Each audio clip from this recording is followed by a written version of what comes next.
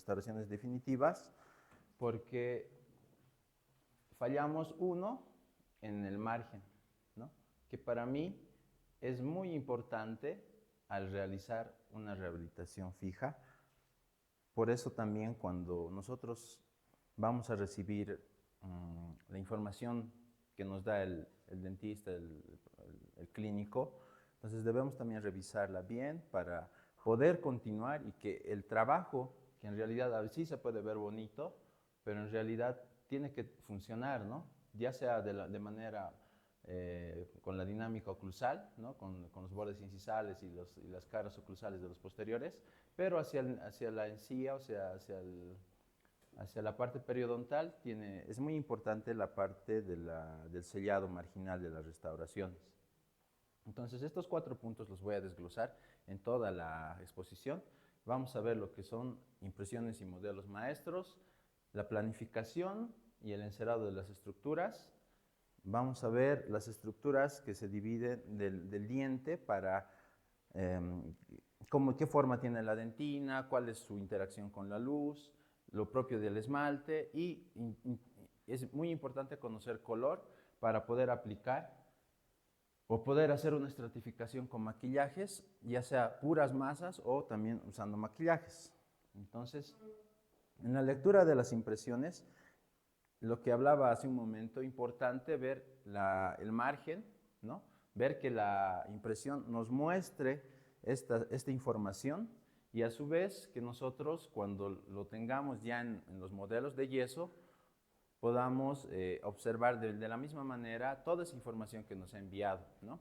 Entonces las impresiones deberían tener ese borde afilado, que estaría en verde color claro, y también nos va a mostrar una información importante que es la encía, que se vería en las líneas que están en color verde.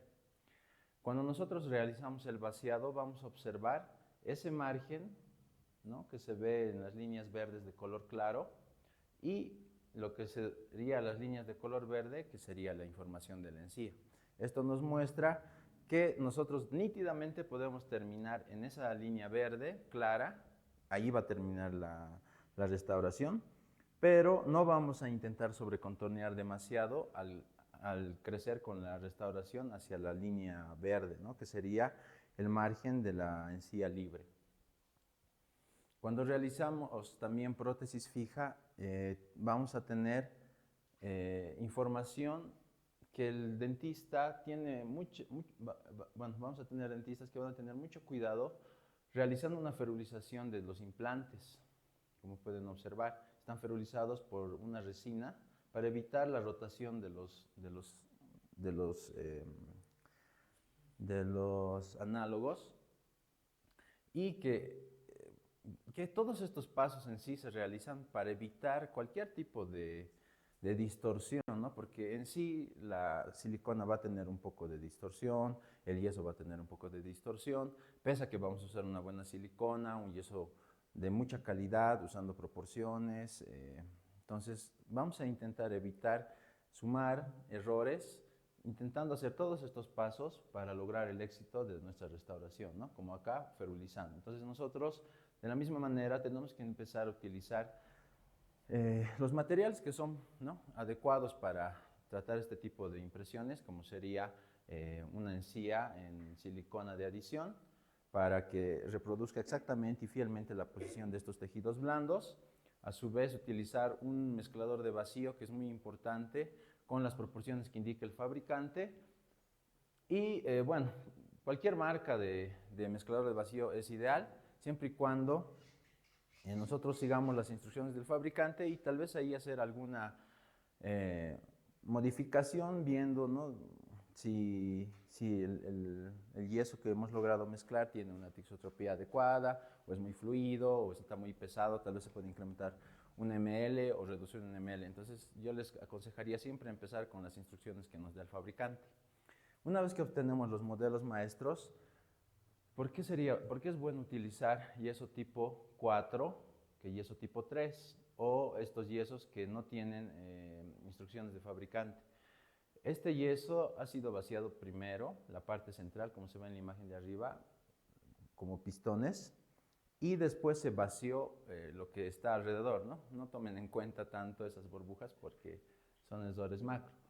Entonces, cuando el yeso tipo 4, que es el yeso claro, fragua después de 1 hora, noten que no existe una interfaz entre el primer yeso y el segundo yeso vaciado, ¿no? Pero si pueden notar, sí existe una interfaz en estos otros yesos que no tienen instrucciones de fabricante. Aproximadamente en estos yesos que venden sin instrucciones de fabricante, que no te dicen cuánto se utiliza por cada 100 gramos, o sea, cuántos ml, en este 40 ml hemos notado que es una consistencia adecuada que nos da una cremosidad del material. Pero se dan cuenta que los yesos que a veces podemos comprar de casas dentales no nos van a dar una buena calidad. Este tipo de yeso, que sí es tipo 4 y se ha vaciado en dos fases y no tenemos interfaz, también ocurriría en un yeso tipo 3, pero que tenga instrucciones de fabricante, sean mezcladas con una mezcladora de vacío o sean mezcladas a mano, pero siguiendo esos pasos. Entonces, acá sí o sí usar un yeso que tenga instrucciones de fabricante, ¿ya? Entonces vamos a tener un modelo adecuado, listo para ser dividido, ¿ya? Y como ya sabemos que nuestra base es yeso tipo 4, el modelo maestro es yeso tipo 4, entonces no vamos a sufrir tantas distorsiones y nuestro resultado final ya no va a tener mucho problema, ¿ya? La posición de los modelos también es muy importante. El plano oclusal tiene que ser paralelo a la base del zócalo para que cuando trabajemos las restauraciones definitivas sea más fácil ubicar nosotros el plano, porque cada uno de nosotros puede ubicar un plano horizontal imaginario. Entonces es un poco más sencillo cuando tenemos un paralelismo de nuestros modelos para realizar un encerado. Este es otro encerado, si se dan cuenta, en el lado derecho, ese sería el modelo, solo que esta vez no le he tomado una imagen de un buen ángulo, ¿no? Pero igual tenemos que realizar todos los modelos paralelos. Acá podemos ver un ejemplo de por qué el paralelismo, si se dan cuenta, nos puede hacer equivocar en realizar un plano oclusal. Tal vez podemos empezar a agrandarlo hacia atrás y sabemos que estamos equivocados, ¿no? Entonces la referencia siempre sería ideal trabajar con esos modelos. Entonces en la clínica muchas veces se vacía, pero no vaciamos con un buen espesor la base del modelo, ¿no? Entonces yo les aconsejaría que no lo vacíen como a veces lo hacemos en el centro, incrementamos más, sino a los bordes. Entonces que todo se vacía así, digamos, el laboratorio puede recortar más fácil y puede tener unos modelos más adecuados, ¿no? Y así nos vemos también con más profesionales en esa parte. Cuando ya tenemos los dados listos para trabajar, entonces también podemos utilizar, o mejor dicho, vamos a demarcar los márgenes, ¿ya? Y estos márgenes nos van a dar una referencia a qué. Si nosotros nos guiaríamos con los dados sin demarcar los márgenes, entonces si se dan cuenta, la línea roja que se observa acá, de frente, esta cantidad de yeso que tenemos acá no nos deja ver el fondo del surco que se puede ver acá con la línea amarilla, ¿no? Y si lo veríamos de frente, la línea que estaría yendo hacia el diente sería esta naranja, ¿no? O sea, nos quedaríamos cortos con la corona. Entonces, sí o sí es necesario retirar el yeso que representa la encía, pero es bueno retirarla una vez que nosotros hemos realizado el encerado, como van a ver en las imágenes siguientes que voy a mostrar. Entonces es importante hacer el retirado de esta parte del yeso que representa la encía para que nosotros podamos ver esa línea de terminación de la preparación que ha realizado el dentista. Y es en esa línea donde tiene que terminar la corona, sin que cuando nosotros pasemos una sonda o pasemos algún instrumento agudo, esta nos genere como una grada, ¿no? Porque si genera eso, significa que va a generar retención, y al generar retención significa que se va a meter ahí placa bacteriana y todo el trabajo que, aunque se vea una corona bonita, va a fracasar en algún momento, ¿ya? Porque no todos los pacientes siguen la norma de cepillarse después de cada comida principal, ¿no? Entonces, una vez que nosotros también observamos y posicionamos, sabemos dónde va a ser la línea de terminación, vamos a poder crear la corona con un contorno adecuado, sin desplazar tanto la encía o sin generar este sobrecontorno que a veces ocurre, ¿no? Cuando no tomamos en cuenta es el desplazamiento o los límites que nos puede dar el tejido blando. Cuando vamos a realizar ya el encerado diagnóstico, cuando ya tenemos los modelos maestros y los dados, vamos a obtener cierta información, como les decía, de la encía y de la línea de terminación, que les voy a mostrar más adelante con las imágenes. Entonces, ya tenemos en cuenta esa información que tenemos que respetar y ya no vamos a hablar de esta área, sino vamos a hablar de la parte, digamos, del tercio cervical hacia la parte incisal. Acá el clínico nos da una referencia de que la pieza mide 8 milímetros y respecto a eso quiere un incremento de un 80 o 80%, ¿ya? Eso nos dijo 80% respecto a esa medida y más o menos era el incremento que tenemos que hacer de 11 milímetros. Realizamos el encerado con esas indicaciones y esta es una parte, digamos, de cómo se ha adicionado, ¿no? En la parte media, cervical e incisal. El procedimiento, estamos ajustando acá algunas zonas respecto a la guía anterior, incisiva y canina. La cara palatina de anteriores y oclusal de posteriores, vemos que están en el arco. Y acá también les podría mencionar que a veces los laboratoristas, los que trabajamos en la parte del laboratorio, exageramos en lo que es la forma palatina de los dientes. Y la verdad, como se puede ver en las imágenes, la naturaleza nos muestra en su mayoría este tipo de cara palatina, ¿no? Con cíngulos suaves, rebordes marginales suaves, y no es necesario tal vez marcarlos tantos como se ve en esta otra imagen o en esta, porque prácticamente este tipo de rebordes marginales se ven muy poco, ¿no?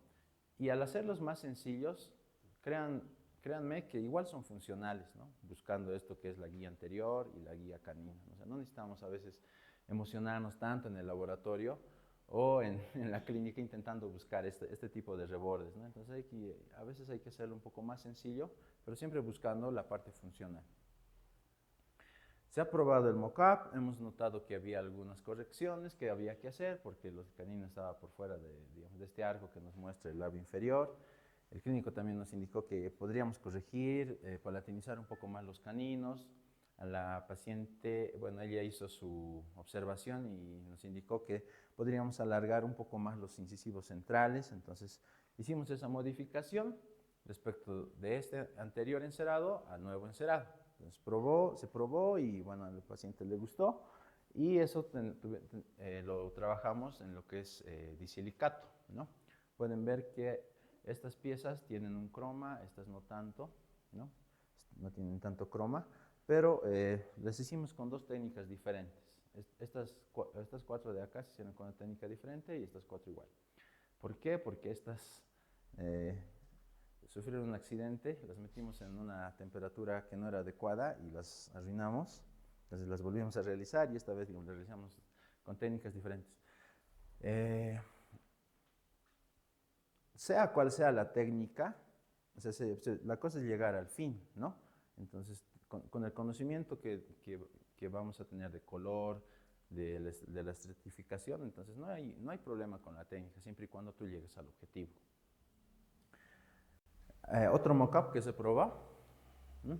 Igual, ¿no? A veces se planifica, parece que todo estuviera correcto, pero siempre hay que hacer algunas correcciones. Como se puede ver acá, el lateral derecho está un poquito por debajo y el canino cubriendo, ¿no?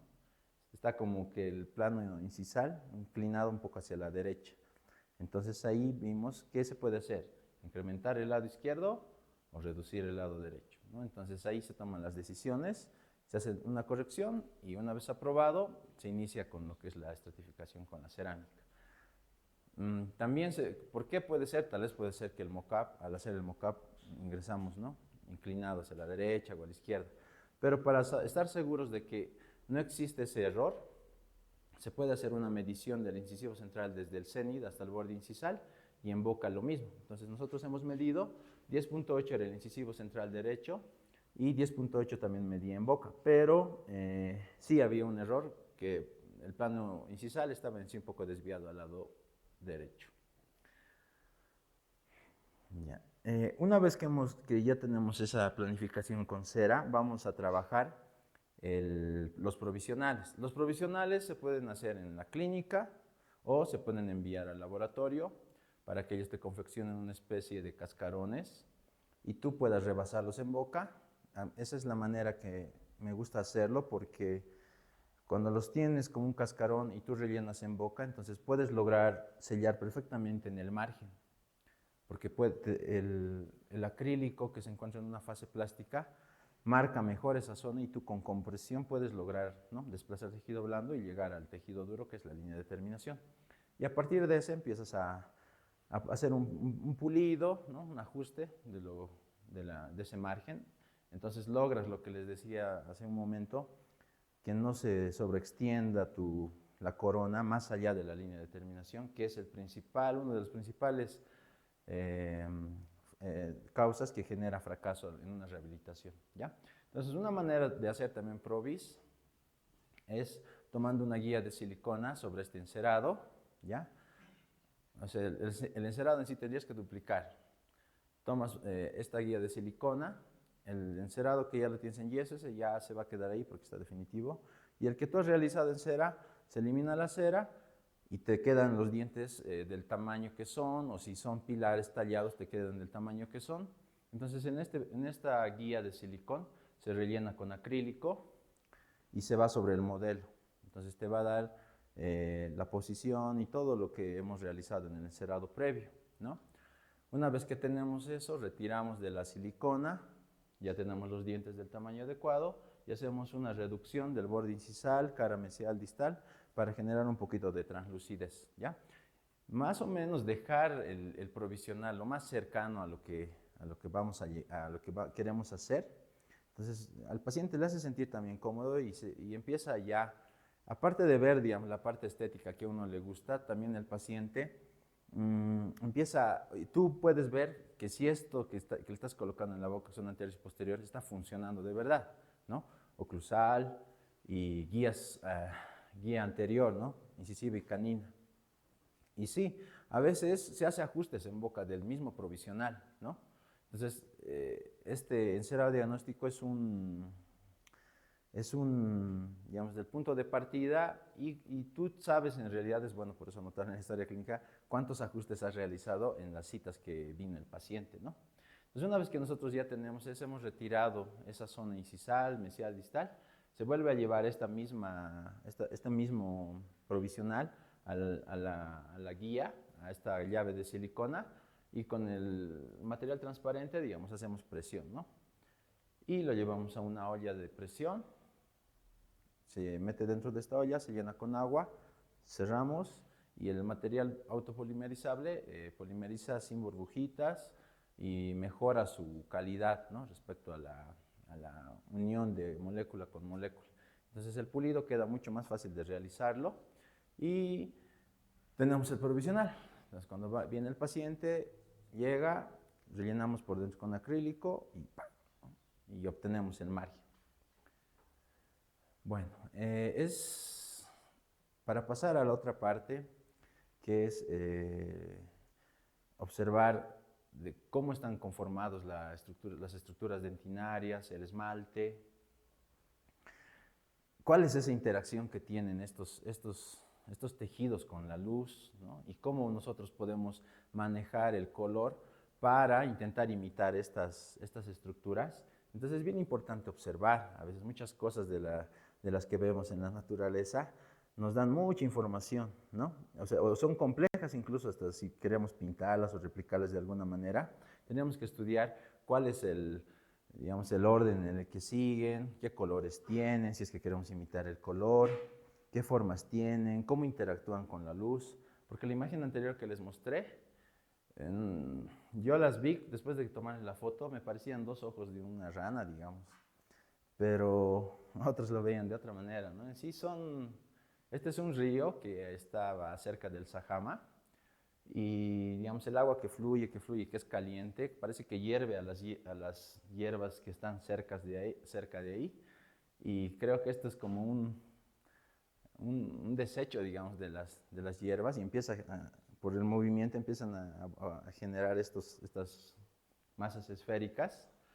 Y me pareció bonito, ¿no? Le saqué y dije, o sea, te das cuenta que o sea, en la naturaleza hay muchos fenómenos que ocurren que a veces nosotros no lo tomamos en cuenta, ¿no? Entonces, bien importante es observar para realizar esto, ¿no? Entonces, no quedarnos con eso que creemos que conocíamos y es eso, no, sino seguir más adelante. Como se puede ver estos dientes, ¿alguna vez han visto los dientes de un carnívoro, ¿no? Que son con cúspides bien altas, ¿no? Por eso deben tener esa apertura solo vertical y no horizontal, como lo tienen los rumiantes, ¿no? De un lado a otro, ¿no? Entonces, si se dan cuenta, esa forma vertical que la tienen los animales que comen carne, solo carne, entonces van a ver, intenten con sus perros o sus mascotas, inténtenles hacer movimientos laterales y van a ver que no van a poder, los van a matar. Entonces, ¿no? Y a veces no sé si, bueno, tal vez lo han visto o no, que, no sé, a veces no tomamos en cuenta esos detalles. Bueno, entonces acá lo que se puede hacer con cerámica, algunos creo que ya lo saben, pero uno de estos dos dientes es pura cerámica, ¿ya? ¿Por qué, digamos, por qué hice un diente así de pura cerámica? Porque vi que otros lo hacían. Hay unos, ¿no? Lo ves en las redes sociales. Decía, ¿cómo lo harán? Entonces, aprendí mucho porque aprendí a cocinar la cerámica, aprendí que cuando colocas mucha cerámica se empiezan a deformar si es que no la estabilizas de alguna manera. Este diente me enseñó mucho porque les cuento que este diente es el diente natural y este es el de cerámica. Entonces, este diente natural me mostró que, digamos, cuando tú delimitas con un lápiz, te empieza a mostrar en sí ángulos, aristas, fosas, de todo lo que se habla en la teoría, ¿ya? Entonces es bueno también a veces hacer esa práctica saliendo de todo lo que haces cotidianamente a veces, ¿no? Solo haces la parte coronal y ya está. Entonces, para comprender la configuración de la dentina y del esmalte, vamos a ser bien observadores y este es un experimento, digamos, que lo realizaron un grupo que se llama Bioemulation. Son de varios países, pero conforman así un grupo de estudio. Y ellos lo que hicieron es para observar la configuración dentinaria, ¿no? Que lo usaron esa configuración dentinaria para sacar artículos para odontología y para el laboratorio dental. Entonces se quita el esmalte del tejido inorgánico con ácido y nos muestra esta estructura interna de la dentina, muy diferente a lo que es con el esmalte, ¿no? Entonces la dentina va a tener una forma cóncava, por eso también va a soportar las fuerzas oclusales, ¿no? Y el esmalte tendrá una forma convexa. Y si se dan cuenta, al ser cóncava, ¿no? Al ser cóncava, nos genera, y si nosotros generáramos esto en cerámica, nos generaría un espacio suficiente para agregar los translúcidos del color que sea, ¿no? Del esmalte, ¿no? Ya sean azules, blancos, grises, amarillos. Entonces, a partir de esto nace, ¿por qué no hacemos una dentina así, ¿no? Usando masas dentinarias opacas o semiopacas, que tengan cierto grado de translucidez, como se puede observar en la parte incisal, se ve un poco más translúcido, acá tal vez un poco más opaco porque es una zona más ancha. Y cuando tengamos el esmalte, generamos el esmalte, ¿no? Con translúcidos y ya está. Eso es aplicar cerámica, así sencillo. Lo único que tal vez no se conoce al aplicar cerámica es, digamos, las temperaturas de cocción, que francamente no es difícil, pero, digamos, la parte de cómo aplicar la cerámica es así. Aplicar una dentina interna que tenga más o menos esta forma y luego aplicar todo lo que es un esmalte con translúcidos y por esto, digamos, la luz interactuará en una fase, en una capa translúcida, y al llegar a la dentina, que es más opaca, entonces va a empezar a generar esa interacción con la luz, que lo van a ver más adelante. Entonces, dentina, podemos usar una dentina opaca amarilla, perdón, vamos a hablar de alto croma, muy saturada, menos saturada, menos saturada, menos saturada, ¿no? Que podemos usar en cualquiera de estas zonas, dependiendo del diente que queremos realizar, ¿no? Y si vamos a usar, esto es para hacer metal cerámica, o disilicato también funciona, o podemos usar el disilicato en sí, ¿no? Y podemos conformarlo como una dentina ya toda entera, y sobre esa podemos aplicar estos translúcidos que serían el esmalte. Miren, aquí tenemos el fondo blanco y negro, es para que ustedes vean qué interacción tiene la luz sobre un fondo blanco y sobre un fondo negro. Como pueden ver las masas, estas masas, si se dan cuenta, son más transparentes o translúcidas que las masas que están en el lado izquierdo, ¿no? Las del lado izquierdo se ven más opacas, si se dan cuenta, no transmiten tanto la luz y el fondo no repercute tanto sobre ellas. Entonces, ya sabemos cómo se puede hacer una configuración dentinaria. Entonces, en disilicato las vamos a hacer en cera y las vamos a inyectar dependiendo al color que nosotros vamos a requerir realizar. Hacemos la configuración de la dentina. No nos olvidamos del margen, que es bien importante, ¿no? Utilizamos una cera cervical, es una cera especial para esa zona. Una vez que ya tenemos copiada lo que es la encía, ¿no? El borde externo sería la parte externa de la encía libre. El surco sería el borde de la encía libre y la parte interna sería el margen de terminación de la preparación, ¿no? Ahí está. Entonces, esos son los dos bordes. Este es el margen interno, donde es bien importante terminar la restauración y que no varíe. El surco de la encía libre, el borde de la encía libre, y la parte externa, ¿no? Entonces, ¿qué se hace? Se bisela, porque tenemos que lograr esto, continuidad, nada de gradas. Entonces, si se dan cuenta, en estas fotografías hemos logrado ya ¿no? ese tallado, ese biselado del encerado en sí. Este es otro caso igual, lo mismo, ¿no? En el margen estamos realizando esa terminación. Ahora, para la parte laboratorial, bueno, también clínica, pero cuando se genera esto, justo terminamos en esa zona, hay que tener mucho cuidado, porque cuando recuperamos las restauraciones en disilicato, podemos fracturarla, y si la fracturamos, ya no hay marcha atrás, ¿no? O sea, la rompimos, tenemos que volverla a hacer. Entonces, el disilicato soporta, ¿no? Sin problemas. Pero hay que ser muy cuidadosos en esa parte. Al recuperar, así el disilicato no se va, o sea, no vamos a tener que estar con esa preocupación de realizar nuevamente las restauraciones. Entonces, si se dan cuenta, pasando las anteriores, no he trabajado las coronas enteras, como si fueran la corona entera. Estoy pensando en que voy a hacer una configuración dentinaria primero, y luego voy a aplicar transparentes, para que la pieza se vea mucho más natural. Tal vez puedo pasarme de esa fase, o sea, hacerla el diente entero en posteriores, porque hay muchas personas, hay pocas personas, mejor dicho, que sonrían hasta el primer molar, ¿no? La mayoría sonríe hasta el segundo premolar o primer pre. Entonces, hasta ahí yo aconsejaría hacer dentina y luego esmaltes para que se vea mucho más natural las restauraciones. Igual, es un molar, si se dan cuenta, respecto a este otro molar, está un poco más reducido el encerado, ¿no? Es que a veces te dicen, no, estratificado, quiero que se vea bien, natural. Así, bueno, ya posterior, ya lo haremos, ¿no? No hay problema. Entonces, tenemos esos encerados con esa forma dentinaria, las ubicamos sobre un cubilete. Esto tal vez a los que estamos trabajando en el laboratorio, ¿cuántas coronas podemos colocar? Se dan cuenta, ahí debe haber 1, 2, 3, 4, 5, 6, 7, 8, 9 coronas, 8 coronas, ¿no? 8 coronas. Entonces, ¿cuántas coronas puedes colocar? Cuantas tú quieras, siempre y cuando no sobrepases la cantidad del peso de la pastilla de disilicato.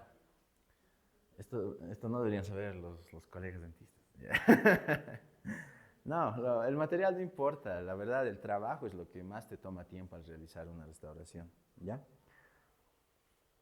Entonces, ¿cuánto es el peso? Bueno, la pastilla, o sea, no debemos de pasar en cera de 0,8 gramos.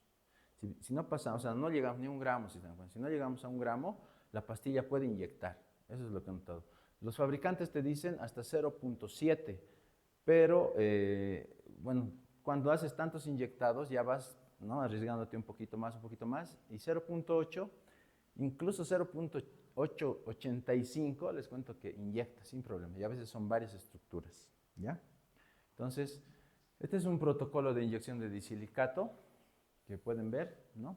Se pueden usar ese calibre de bebederos, así no van a tener ningún problema, porque mientras más ancho el ingreso del material, es más fácil que el material pueda duplicar el encerado que tú has realizado. Pero si lo haces más fino, o sea, usas un bebedero de 1 milímetro o de 2,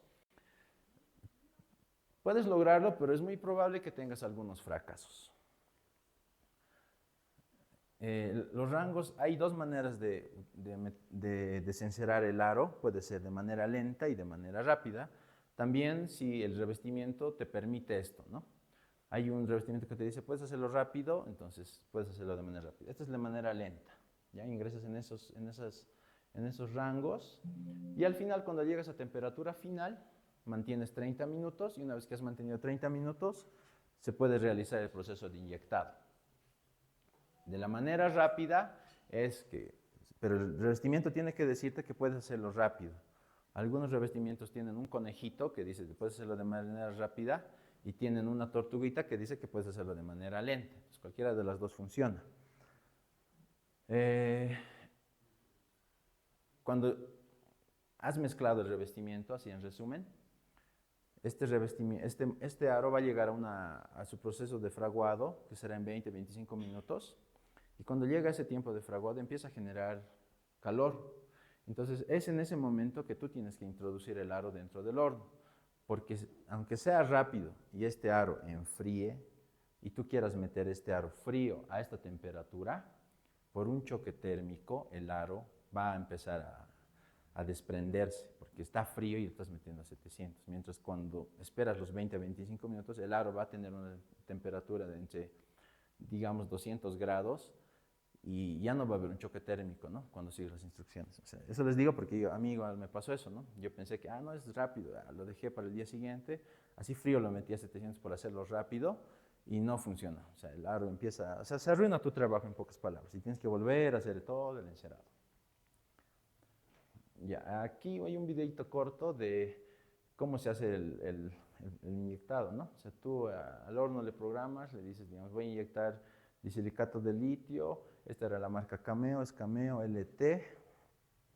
Pero no, acá le hemos modificado, ¿no? Viendo con temperatura de fabricante, digamos, te dice el fabricante 900, inyectas y te sale con una capa de reacción muy gruesa, entonces ahí vas bajando 10 grados, 10 grados, 10 grados, hasta que sigue inyectando perfectamente el horno, pero esa capa de reacción, o sea que es el revestimiento que se pega al disilicato, no sea tan gruesa.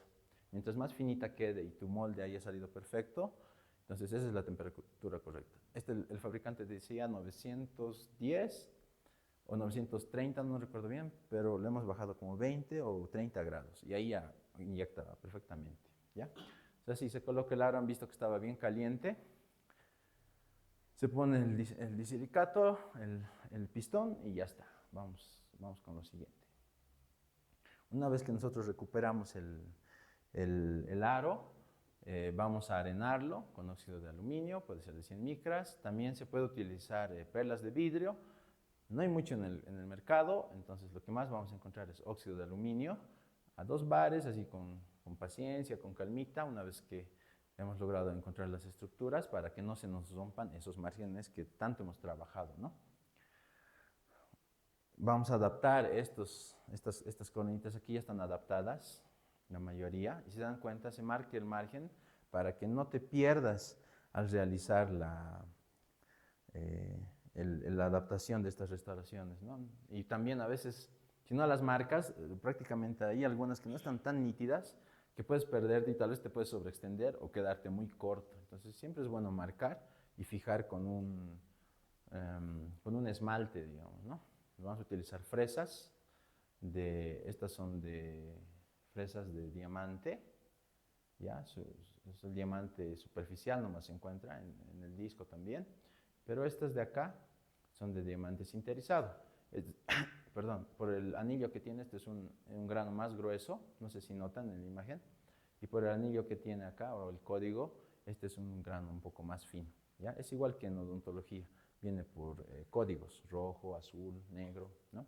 Entonces ahí vemos una restauración. ¿Dónde podemos hacer el ajuste? Perdón, también se puede hacer el ajuste con estas, ¿no? Al final, una vez que han ajustado ya perfectamente, tal vez nos ha salido alguna burbujita por ahí. Entonces, al final las vamos a fijar y adaptar esos márgenes finales, primero con esta y luego con esta. Estas también nos sirven para reducir ese pin que hemos colocado para que ingrese el material. Son, digamos, como si se parecen, ¿no?, a los esmeriles, estas piedritas. Son muy parecidas, solo que son pequeñas y cuestan más caro. Entonces, esa goma azul que les muestro nos ayuda a lograr esto. Miren, como el diente natural que habíamos visto, ¿no?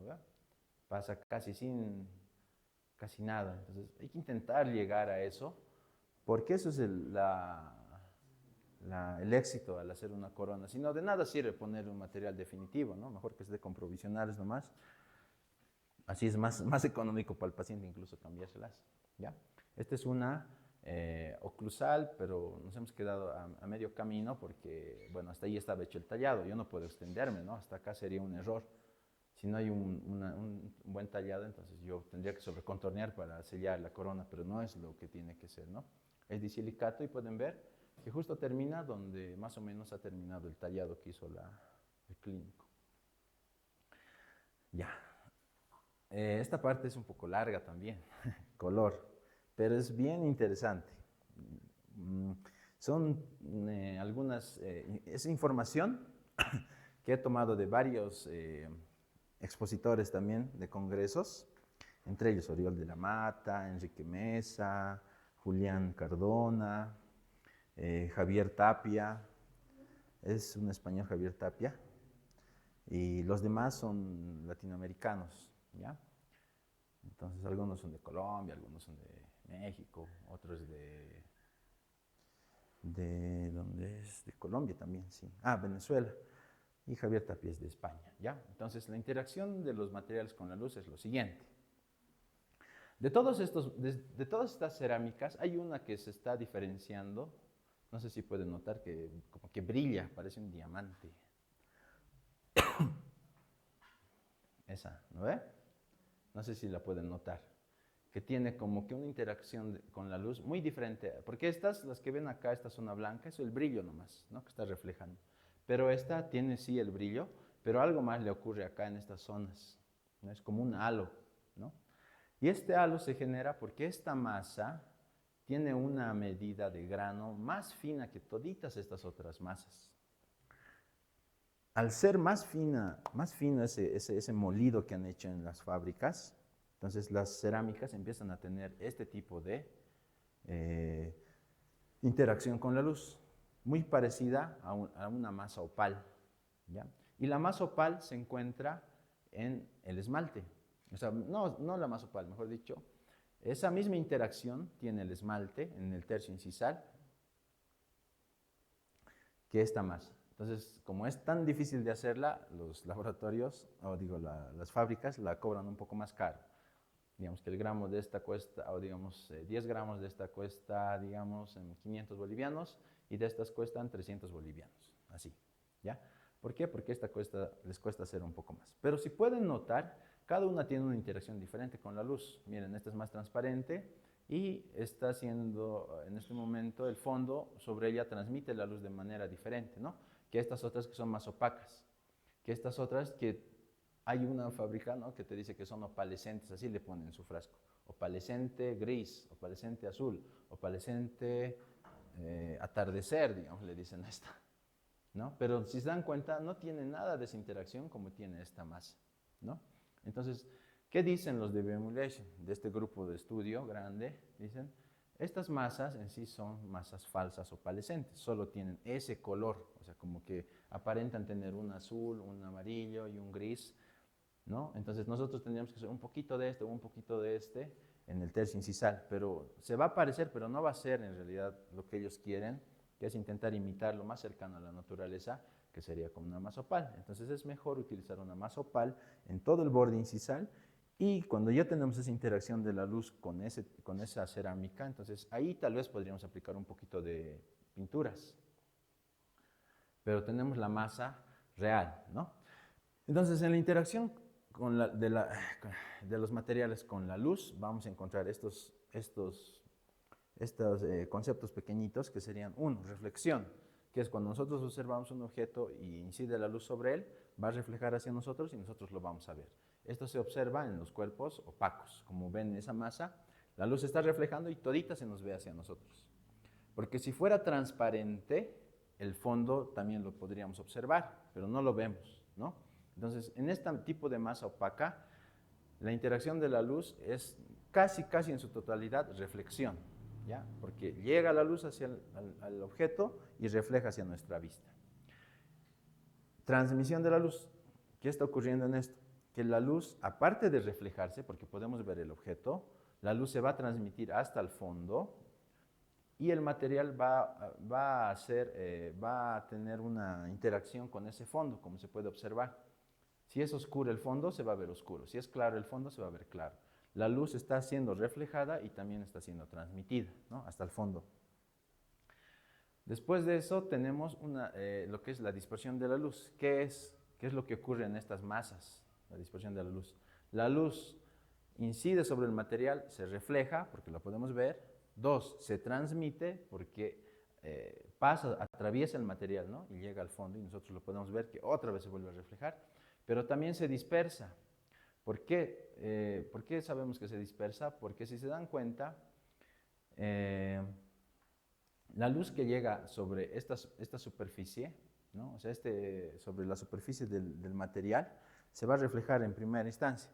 Al transmitirse sobre el material, la luz va a empezar a perder intensidad. ¿Por qué? Porque el cuerpo va a absorber esa luz para que se ilumine todo. Entonces, al chocar en algunas de sus partículas de este material, la luz va a empezar a ir por todas direcciones, ¿ya? Y al final va a llegar al fondo. Entonces, la dispersión nosotros le decimos cuando la luz empieza a transmitirse, o sea, empieza a traspasar el material, pero por las moléculas que existen dentro del material, empieza a dispersarse por todas las direcciones, ¿ya? El ejemplo más sencillo va a ser este. Y absorción. A medida que la luz pasa a través de un material translúcido, también empieza a absorberse, o sea, empieza a perderse la intensidad de la luz. Esto es lo que ocurre. Todito lo que hemos hablado anteriormente es lo siguiente. Se refleja, ¿no? Se transmite, se dispersa, ¿no? Se toca en los átomos y empieza a dispersarse por todos lados. Y al dispersarse, la intensidad de esa primera luz se pierde, ¿no? Empieza a ser más reducido. ¿Y cómo sabemos que de verdad ocurre eso? Ustedes han debido observar alguna vez un vidrio, ¿no? De un espesor de 1 centímetro, ¿no? Y la luz incide, se refleja, se transmite, se dispersa y traspasa hasta el otro lado, ¿no? Y nosotros cuando es así delgadita, podemos ver el fondo, ¿no? Podemos ver el otro lado, qué hay detrás de este. Pero ¿por qué podemos ver? Porque la luz al transmitirse sobre toda esta estructura que es de 1 centímetro, llega a esa zona opaca y vuelve a reflejarse. O sea, todos esos fenómenos empiezan a ocurrir. Y si se dan cuenta, el borde de este vidrio, que es de 1 centímetro, es oscuro. ¿Por qué creen que es oscuro? Porque el espesor que tiene de acá hasta el fondo, ¿cuántos centímetros será? ¿1 metro?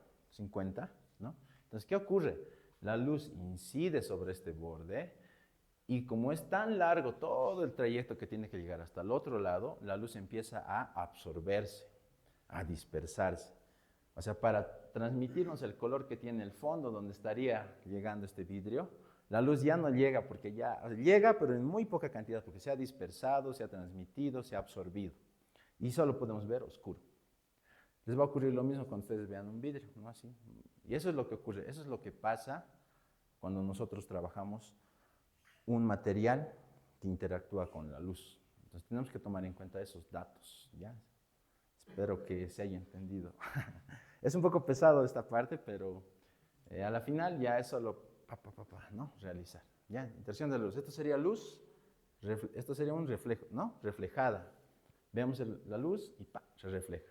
Si nosotros estuviéramos del otro lado, veríamos la luz que se transmite, la luz que ha traspasado todo el diente y veríamos cómo se vería con esa luz que incide sobre esta cara vestibular. O sea, si nosotros estamos de palatino, sería así se vería por palatino. Pero en este caso le estoy dando la luz por palatino para verla por vestibular, si se dan cuenta, ¿no? La interacción de la luz también se da con el sustrato. Si tenemos un sustrato oscuro o con alto croma y nuestra restauración queremos llegar a un tono claro, tendríamos que intentar cubrir primero este sustrato con algo opaco, o sea que lo opaco no transmite la luz, ¿no ve? Es decir, que va a reflejar el material opaco y no va a permitir ver este sustrato, ¿no ve? Entendiendo lo que hemos explicado anteriormente. Entonces, ¿qué es lo mejor que se puede hacer a veces? Es usar un material opaco que evite que transmita la luz de ese sustrato y luego se hace ya sin ningún problema la estratificación de la cerámica. Es la misma pieza, miren el sustrato, un yeso naranja, no sé si notan que se ve naranja, pero cuando usamos un sustrato más claro que era el ND1, que era el sustrato real del paciente, cambia bastante, ¿no? Porque este disilicato que se usó es un disilicato no es opaco, es de baja translucidez, ¿no? Entonces, tenemos que saber también utilizar qué tipo de pastilla respecto a este sustrato. Entonces, ya saben, una opaca podemos utilizar, ¿para qué? Para bloquear el sustrato y ya puede ser el color, el más oscuro, el C4, digamos. Y nosotros podemos usar la cerámica opaca más blanca, o sea, la blanca blanca, para que a partir de esa blanca blanca, digamos como la pizarra, nosotros pintemos y lleguemos a ese C4. O sea, eso se puede hacer sin ningún problema. Lo importante es bloquear el sustrato.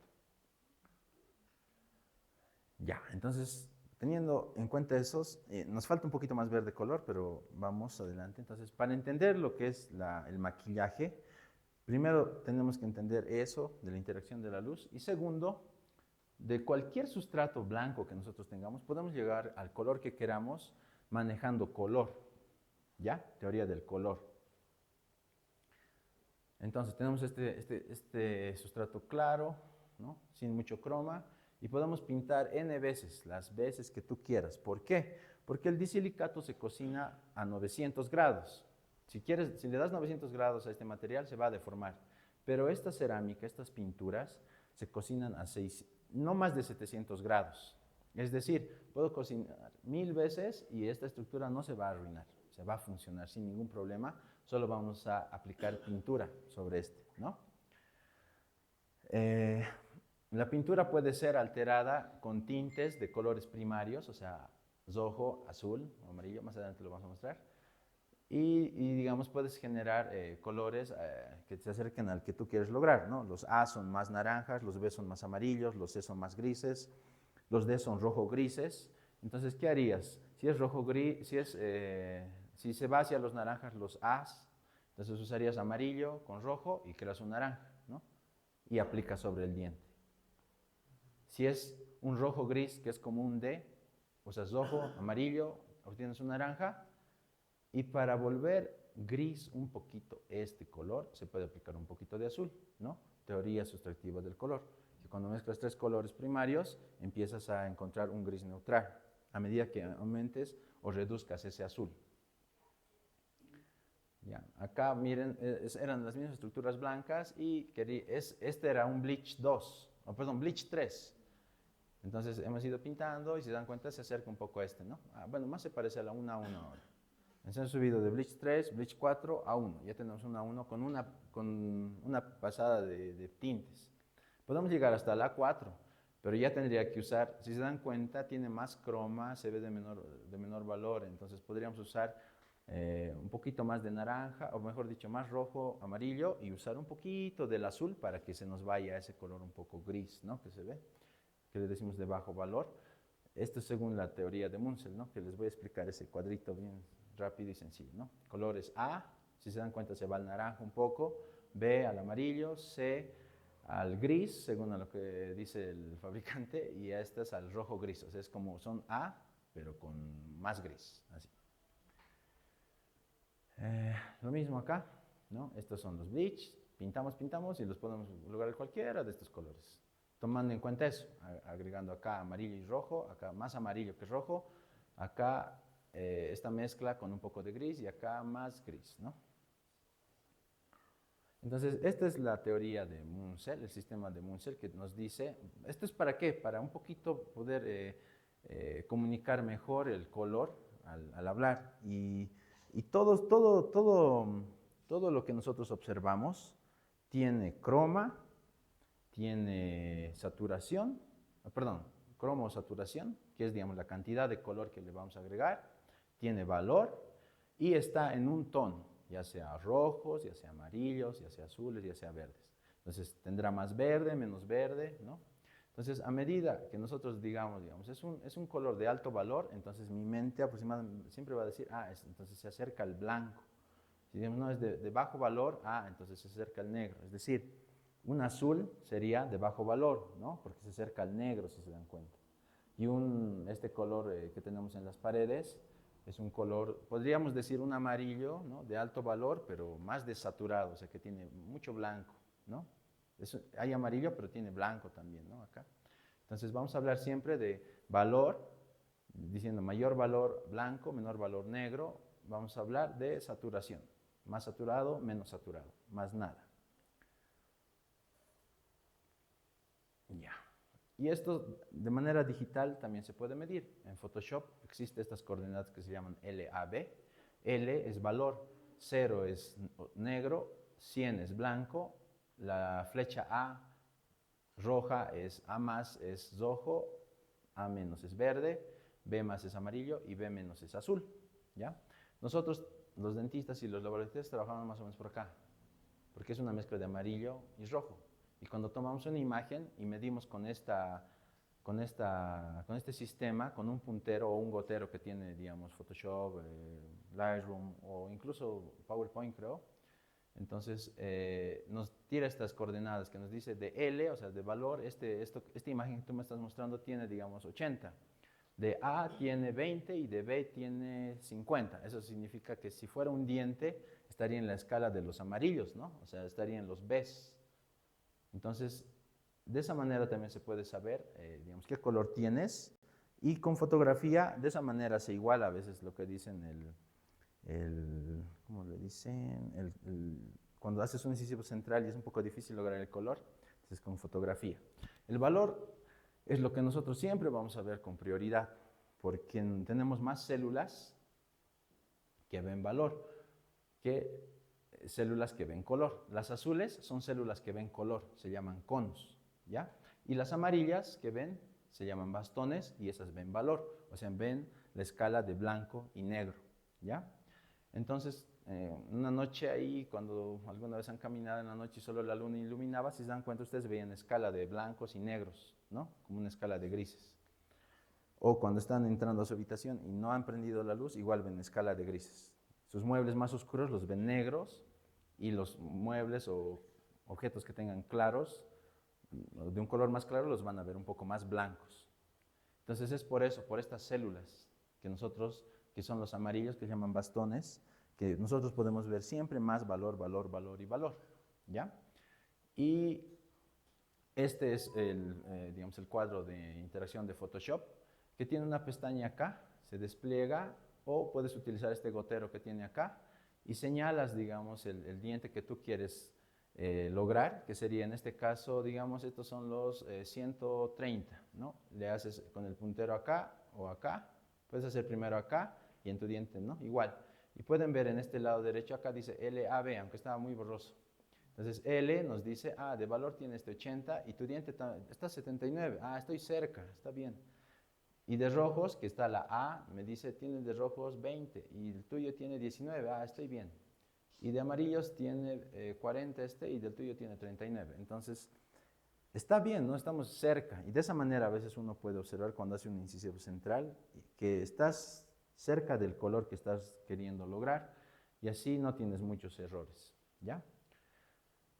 Existe una aplicación que han creado dos compañías grandes. Hay una se llama Matiz y el otro se llama iLab, que te mide en color.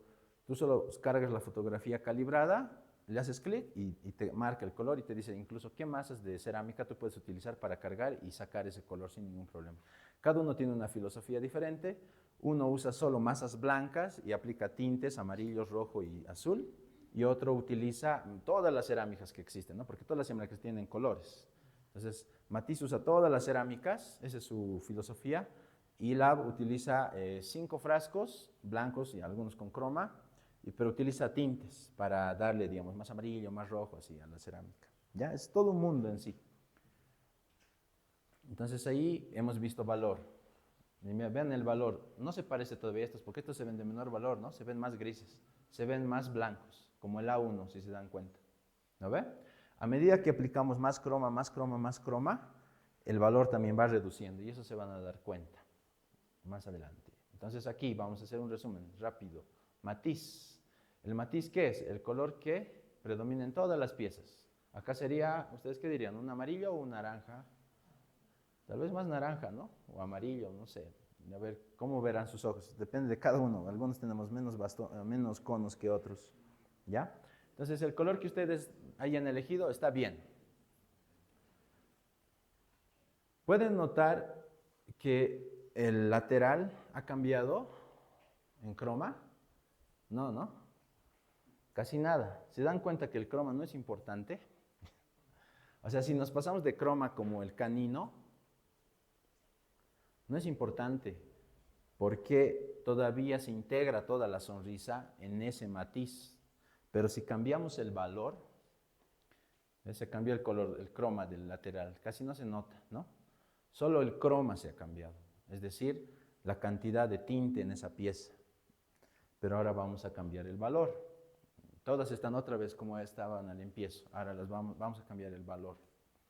¿La ven ahora? Hemos cambiado el valor de la pieza. Puede ser que la hayamos vuelto más opaca, porque el valor incrementa al ser más opaca, o puede que hayamos... Bueno, más que todo, para mí es la opacidad. Si utilizas un material muy opaco, va a generar mucho valor y se va a notar así en la sonrisa, y no va a estar bien. ¿No ves? Se nota, es bien perceptible. Y ahí están funcionando en sus ojos los bastones. Gracias a los bastones pueden ver eso. Si no tuviéramos tantos bastones, yo creo que ni el valor sería tan importante. Entonces, ya vamos a terminar, creo que vamos por la mitad. Entonces, miren, esta es la cerámica blanca, ¿no? Bleach 3 o Bleach 2. Una vez usé Bleach 2, pero ya hay que hacer como 2 cocciones más y mejor dije Bleach 3.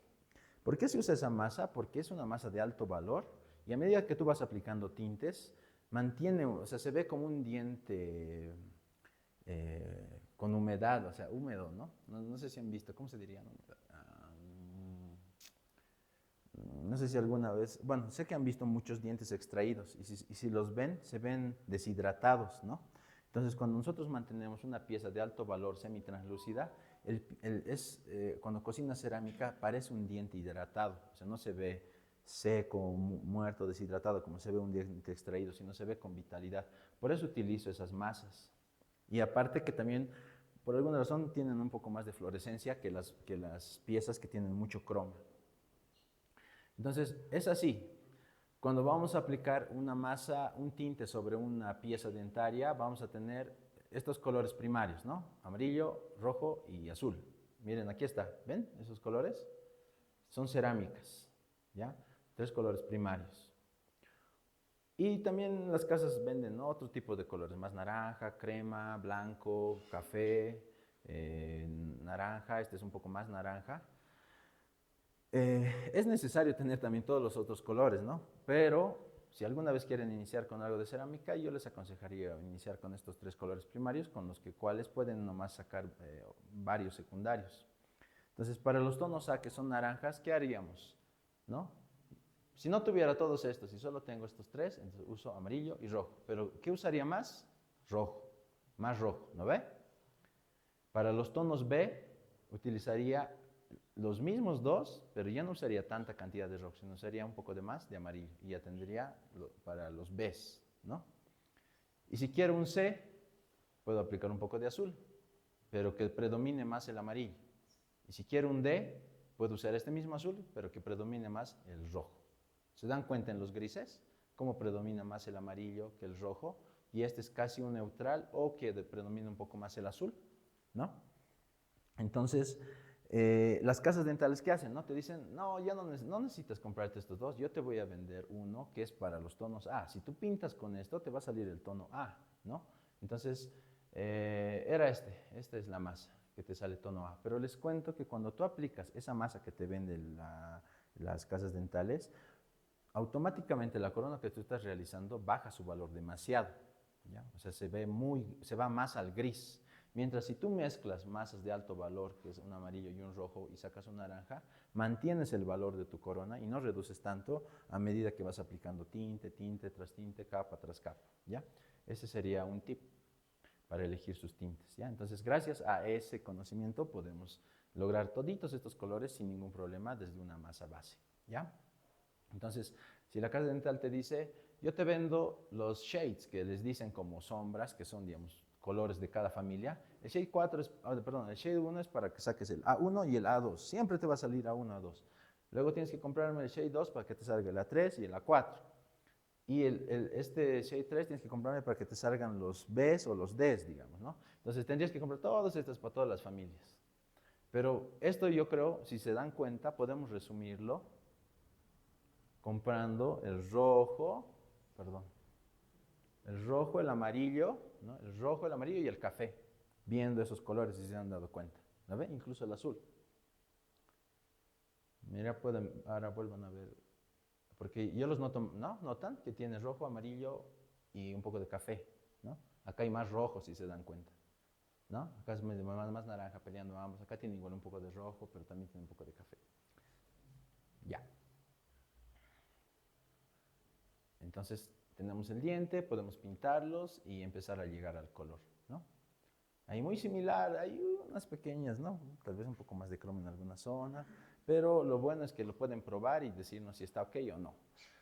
Después de esta última explicación de color, ya entramos y les voy a mostrar solo las fases de estratificado, que es algo más rápido.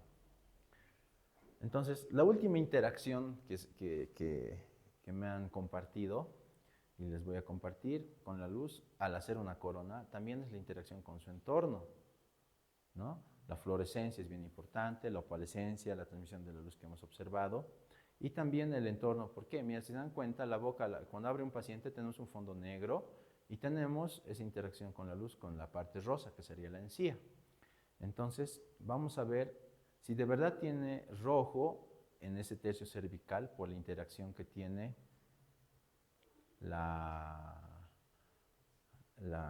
el diente, ¿no? Con la encía. Miren, vamos a cortar un pedazo, lo llevamos a incisal y notan que tiene rojo, ¿no? Pero no parece cuando lo vemos ahí, ¿no? Entonces a veces hacemos carillas blancas totalmente y nos olvidamos de poner un poquito de rosa y la transición de la encía a la corona es brusco y no se ve muy bien. Entonces le pueden dar ese tip a su laboratorista y decirle, aplicame un poquito de rosa ahí, por favor. Así. Quiero que se vea la transición más suave. Y con el fondo de la boca pueden ver que es bien oscura y no parece. Y algunos, ¿qué dicen? Hazme el tercio incisal amarillo, digamos, hazme una A3, pero el tercio cervical hazme una A3 y el tercio incisal hazme una A1. Pero dense cuenta que no es eso lo que ocurre. En el tercio incisal baja el valor bastante bruscamente. Tal vez se confunden un poco eso, porque a veces el tercio incisal, los esmaltes son más claros que tienen algunas guías de color y por eso tú piensas que el tercio incisal es más claro, porque tiene menos croma. El tercio incisal no tiene tanto croma como el tercio cervical. Y si se dan cuenta, hay rojo en el tercio cervical. Y el rojo baja el valor de cualquier color, baja el valor automáticamente. Entonces, si dan cuenta, el amarillo, ¿no? Se ve, se acerca al blanco, pero cuando le aplicas rojo se vuelve naranja y empieza, o sea, se aleja más del blanco, ¿no? Si hacen ese ejercicio mental, ¿ya? Listo. Con todo ese conocimiento previo o esa observación, vamos a hacer la aplicación de cerámica. Tenemos nuestros muñones blancos, tenemos que llegar más o menos a este color que es el adecuado. Esta es la técnica más que todo del laboratorio, ¿ya? Acá es, bueno, en sí, esta imagen, ¿por qué las muestro? Porque para lograr una rehabilitación de toda una arcada es bueno utilizar una guía de silicona, cargar ahí cerámica, transparente, transparente digamos, porque no transparente, un poco como dentina o transparente, una de dos puedes utilizar. ¿Para qué? Para lograr los bordes incisales, para cuando los articules, entonces más o menos llegues a esa planificación del encerado que has realizado, ¿ya? Esta está como la definitiva. Vamos a usar pinceles, espátulas, ¿no? Y vamos a lograr eso, esa posición de los bordes incisales, que es difícil de... Porque yo sé que a muchos que les ha ocurrido cuando han hecho la planificación en cera, su laboratorista les ha querido entregar en cerámica, y es probable que se hayan alejado mucho o siempre hay una variación respecto al proyecto. O sea, hay una pequeña variación porque hay contracción de la cerámica, entonces se logra, pero no exactamente igual a lo que hemos logrado en cera. Se hace estratificación, se cocina, noten que hay una contracción. Dentinas serían estas, lo que está en rosa, y estos translúcidos sería lo que está en blanco, ¿ya? Entonces, imagínense cuando se cocine esto, todo lo que se ve en rosa va a salir de algún color de estos, porque de algún color de estos hemos estratificado, y todo lo que está blanco va a salir de alguna de estas masas, ¿no? ¿Y qué harían? Ya hemos hecho dentina, entonces estos son esmaltes, entonces puedo colocar este opalescente acá, porque se va a ver más opalescente, y estas masas, o más amarillas, o más rojas, o más blancas, dependiendo al color, cómo quiero que salga el diente que quiero realizar, ¿no? Respecto a eso ya es la decisión de las masas, ¿ya? Ahí las hemos usado algunos tintes para que se note un poco cómo hemos ido marcando la estratificación. Ahí, ¿no? ¿Se dan cuenta ahora más o menos cómo era lo que hemos estratificado? Masas un poquito más dentina, más opacos con color y los otros translúcidos. Si se dan cuenta, esto es blanco, ¿no? Pero aquí al final se puede pintar, pintar y pintar hasta que logremos el color que queremos. Se hizo algunas correcciones más, ya algo un poco detallado, y se empieza a pintar para que lleguemos a este color. ¿Se acuerdan que tenemos que hacer ese color? ¿Ya? Esta es una capa de pintura, o sea, de tintes, ¿ya? Tomando en cuenta eso, se cocina y ya tenemos ahí las coronas, ¿no? Pero pensando en eso que nosotros estamos realizando, toda esa interacción de la luz que tiene, por qué coloco esa masa, por qué coloco ese color, y así. Este es otro, ya se hizo ese primer montaje de masas translúcidas, como pueden observar. Sobre de esas, corrección con más translúcidas, porque faltaban, no sé si se han dado cuenta. Acá igual son masas, esta es una masa verde, esa masa verde que es una masa translúcida, pero con alta fluorescencia. La fluorescencia siempre está en la dentina. Esa masa rosa es dentina, ¿ya? O sea, ya se imaginan, si el fondo es translúcido y encima colocamos dentina, o sea, que es una masa más opaca, entonces ya se van a ver los mamelones. Y todo lo que es blanco son masas translúcidas, ya sean opalescentes o con un tinte blanco, dependiendo de lo que queramos lograr, ¿ya? Una vez que nosotros hemos logrado cocinar las estructuras hasta el punto que queríamos, vamos a lograr hacer los contornos y demarcar y tallar los márgenes. Entonces vamos a demarcar con un lápiz negro dónde están los márgenes que hemos logrado con nuestro montaje, y vamos a marcar con un rojo, sería al revés, dónde queremos que estén los márgenes está en este momento con negro. Ustedes pueden hacer con el color que más les guste, no hay ningún problema, no es una regla esto. Pero necesitamos saber dónde está el margen que nosotros queremos lograr y dónde están los márgenes reales de la restauración. ¿Cuáles parecen los márgenes de la restauración? O sea, de lo que hemos montado. Son los rojos. Y yo quiero llegar a los negros. Entonces, con una fresa voy a empezar a desplazar desde este margen rojo hacia el margen negro y desde este margen rojo hacia el margen negro, ¿no? Poco a poco, con una fresa, para que se me formen los contornos. Listo, lo logré. Ahora lo pinté de azul, ¿no? Vamos con los cenits también están desiguales, no sé si pueden notar, el cenit está hacia mesial, ¿no? No es correcto. Lo vamos a tallar un poco y los vamos a llevar todos hacia distal y un poco hacia apical. Listo, ya tenemos y ya está. Tenemos que lograr más o menos ese color que se ve en los caninos y los premolares. Los tallamos, los limpiamos, pasamos un poco de agua y los glaseamos, ¿no?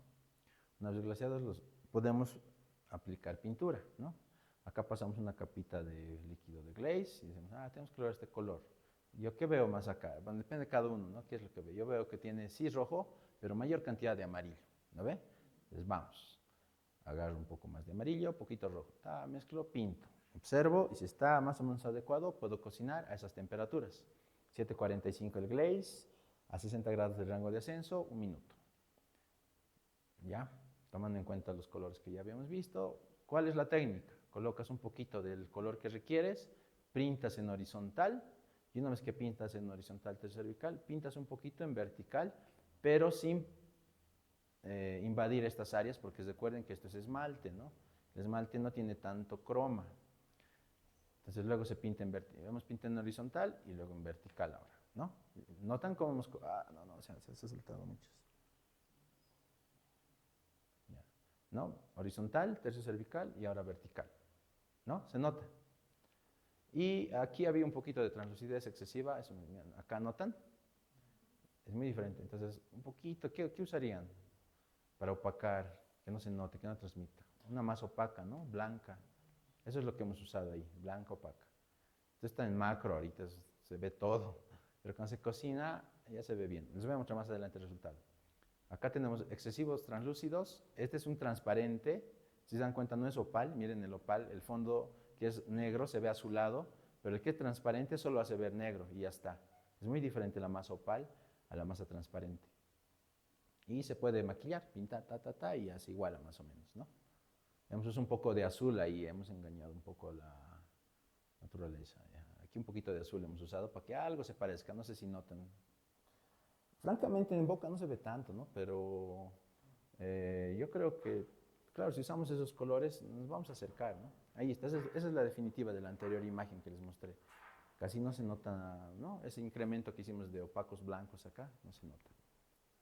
Y ese es el trabajo final de lo que hemos realizado. Mi laboratorio se llama Doctor Lab. Sí, estamos trabajando desde el 2006-2005 en realidad. El laboratorio lo hemos fundado en el 2009-2010, 9 y 10 por ahí. Entonces este siguiente año ya van a ser 20 años que estamos en esto. Y bueno, les agradezco por su atención. Si tienen tal vez alguna consulta, algo, son mis redes sociales, este es mi número de teléfono. Y bueno, muchas gracias.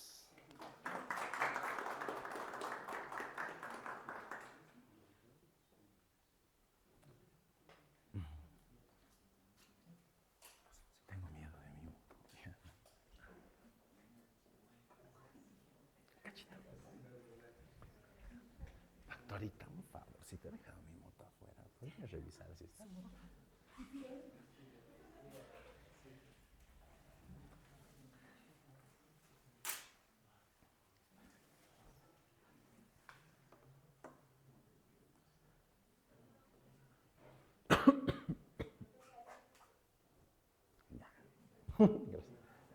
Bueno, doctor, de parte de la sociedad, de nuestros oyentes, de la directiva, agradecerle por su brillante exposición, muy completa. Nos ha encantado, a mí particularmente, estar muy Gracias, atento a Doc. todo y Qué bueno. para salir de muchas dudas, ¿no? A veces es fácil, decimos, cambia el color o has fallado, Sí. pero eso de que es mucho esfuerzo, ¿no? Sí, es un Y trabajito. agradecerle nuevamente. Gracias. Gracias, Doc. Siempre, ¿no? Gracias. Gracias. Gracias, Doc. Por favor, Gracias. gracias. Una fotito.